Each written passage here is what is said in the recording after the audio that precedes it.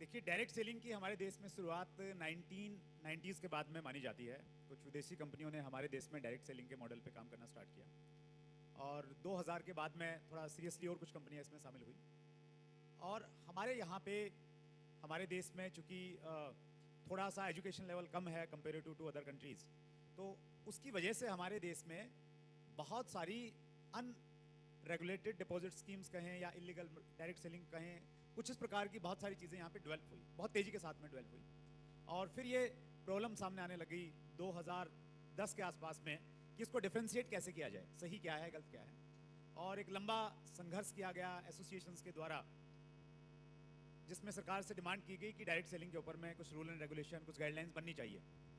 और मुझे परमात्मा ने अपॉर्चुनिटी दी, मैंने बड़ी क्लोजली 2011 के बाद में डायरेक्ट सेलिंग इंडस्ट्री के लिए काम करना शुरू किया और हमने डिमांड रखी थी गवर्नमेंट से कि डायरेक्ट सेलिंग के ऊपर में कुछ गाइडलाइन दी जाए। उस समय डायरेक्ट सेलिंग किस मिनिस्ट्री के तहत आता है, कौन डिपार्टमेंट इसको देखेगा, कुछ भी क्लियर नहीं था। इवन शुरुआती स्टेज में किशोर वर्मा जी हमारे साथ में बैठे हैं, FDSA के सेक्रेटरी हैं, तो बहुत क्लोजली हम लोगों ने काम किया और हमने PIL नहीं कहेंगे, RTI, राइट टू इन्फॉर्मेशन के तहत हमने सूचनाएं मांगी सरकार से कि हम ऐसे ऐसे काम करते हैं, डायरेक्ट सेलिंग का ये मॉडल है, तो ये इंडिया में लीगल है या नहीं है और ये किस मिनिस्ट्री के तहत आता है। तो इस प्रकार की बहुत सारी अलग अलग मिनिस्ट्रीज़ में जब RTI लगाई तो फाइनली सबने हमें गोल गोल घुमा दिया, किसी ने भी जिम्मेवारी नहीं ली कि ये हमारी मिनिस्ट्री के तहत आता है। फिर एक इंटरनेशनल कमेटी बनी और 2016 में 9 सितंबर 2016 को consumer fair ministry government of India ने डायरेक्ट सेलिंग के रूल्स हमें दिए, गाइडलाइंस दी, डायरेक्ट सेलिंग मॉडल गाइडलाइंस 2016 उसको बोलते थे। वो हमारे बीच में आई, थोड़ी क्लैरिटी आई, एक पॉजिटिव एनवायरनमेंट बना डायरेक्ट सेलिंग इंडस्ट्री को लेके। लेकिन उसके बावजूद भी चूंकि वो एक गाइडलाइन थी, एक दिशा निर्देश था, कौन उसको मान रहा है नहीं मान रहा है उसको चेक करने का कोई मैकेनिज्म नहीं था। तो फिर ये डिमांड जहन में ये आया कि कोई रूल्स होने चाहिए इसको लेके, कोई पर्टिकुलर इसकी मॉनिटरिंग होनी चाहिए। और उन सब चीज़ों को लेके फिर डायरेक्ट सेलिंग रूल्स के लिए काम किया गया और 28 दिसंबर 2021 को डायरेक्ट सेलिंग के रूल्स हमारे सामने आ गए और ये डायरेक्ट सेलिंग का एक लीगल रिकॉग्निशन एक प्रकार से इंडस्ट्री को मिला 2021 में।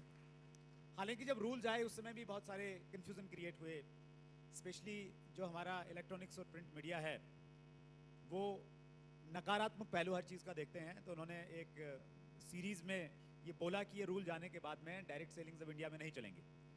तो इस प्रकार के बहुत सारे भ्रम पैदा किए गए और कुछ मिसकम्युनिकेशन रहा जब रूल्स हमारे बीच में आए। एक डेफिनेशन थी नेटवर्क ऑफ सेलर्स की, वो कहीं ना कहीं मिसिंग थी। एसोसिएशंस ने लगातार फॉलोअप किया और फाइनली 21 जून 2023 को वो डेफिनेशन भी हमारे बीच में आ गई नेटवर्क ऑफ सेलर्स की। उसके बाद में हम मान सकते हैं कि डायरेक्ट सेलिंग के रूल्स हमारे कंप्लीट हो गए हैं। तो ये रूल्स हमारे पास में हैं, लेकिन अफसोस इस बात का है कि बहुत कम लोगों ने इन रूल्स को अब तक पढ़ा होगा। जो कहते हैं ना कि मेरी तो एक एक बूंद में डायरेक्ट सेलिंग बहती है, तो वो भी अगर मैं आपको चेक करेंगे ना तो उन्होंने मालूम नहीं है कि डायरेक्ट सेलिंग के रूल्स क्या कहते हैं। और जब आपको मालूम ही नहीं कि रूल्स क्या हैं तो फिर आप क्यों इतना दम भरते हैं कि आपसे बढ़िया कोई डायरेक्ट सेलिंग का हितैषी नहीं है।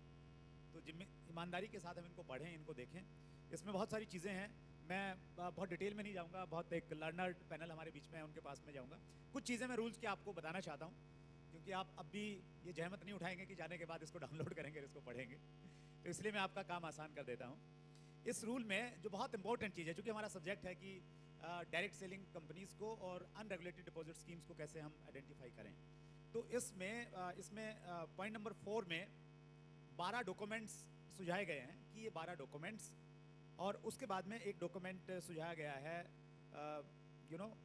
रूल नंबर 5C में, जिसमें कंपनी ने एक सेल्फ डिक्लेरेशन देना है और उसमें ये कहना है कि हम मनी सर्कुलेशन बैनिंग एक्ट के तहत काम नहीं करते हैं। तो टोटल 13 डॉक्यूमेंट्स हैं।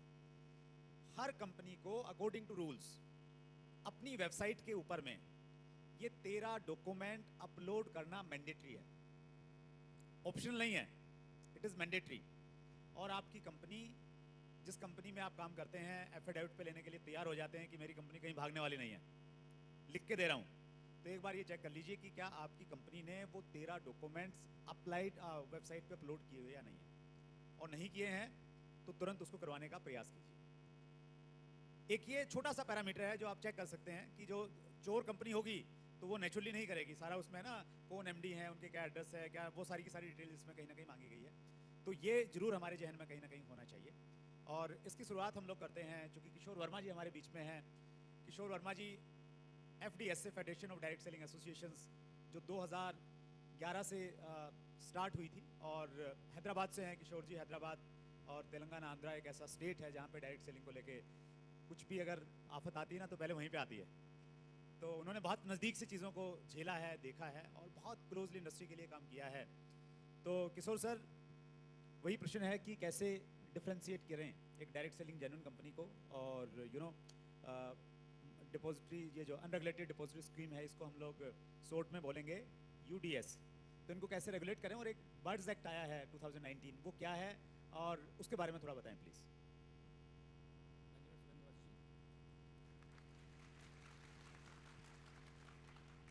सर, डायरेक्ट सेलिंग बिजनेस को लेके सरकार हमारी जो 11 साल प्रयास के बाद जो कानून दे दिया है, सरकार अपना काम कर दिया है। और सरकार ये भी कहा है, हमारी तरफ से जो करना हमने कर दिया, अब आप लोगों के काम है ये अवेयरनेस ग्रास रूट लेवल तक ले जाना, जिसका मौका है आज। सुशील जी अपनी नेटवर्क एक्सप्रेस से ये प्रोसेस कर रहा है, मैं उनको बहुत बहुत कंग्रेचुलेट करता हूँ, और इस तरह प्रोग्राम और भी होना चाहिए। मेरा कहना काफ़ी सिंपल है सर, डायरेक्ट सेलिंग का बिजनेस मतलब केवल